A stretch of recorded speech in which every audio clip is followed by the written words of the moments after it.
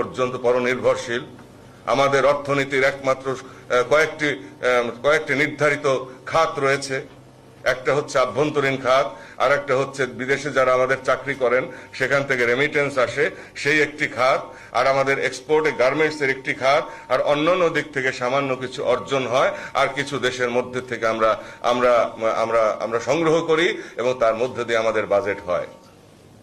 আজকের এই বাস্তবতায় আমরা কেন বিদেশে গিয়ে চাকরি করব, আর বিদেশে গিয়ে আমরা কেন মানবতর জীবনযাপন করব?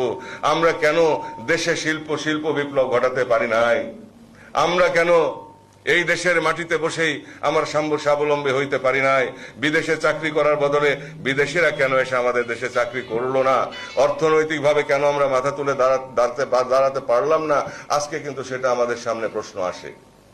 পরিবর্তিত এই যে পরিস্থিতি, এখন কোনো কারণে যদি মধ্যপ্রাচ্যে যুদ্ধাবস্থা শুরু হয়, সেখানে যদি ইরান ইসরায়েল যুদ্ধ শুরু হয়, সেই যুদ্ধ ছড়িয়ে পড়বে এবং সেখানে দুটি বলয়ের পরাশক্তি তারা সেখানে হস্তক্ষেপ করবে।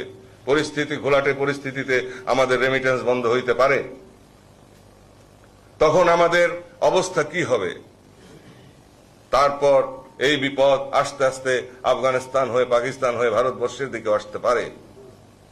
কৌশলগত কারণে বাংলাদেশের অবস্থান অত্যন্ত গুরুত্বপূর্ণ। বাংলাদেশ চীন এবং ভারতের পেটের মধ্যে উপস্থিত, আকিয়াব চ্যানেলের মুখে, যেখান দিয়ে ইউরোপ থেকে পণ্যবাহী জাহাজ এবং যুদ্ধ জাহাজ যাতায়াত করবে বঙ্গোপসাগর হয়ে, সেই মুখের মধ্যে বাংলাদেশের অবস্থান। অতএব স্বাভাবিকভাবে বাংলাদেশের গুরুত্ব এখন পরাশক্তিদের কাছে বৃদ্ধি পেয়েছে।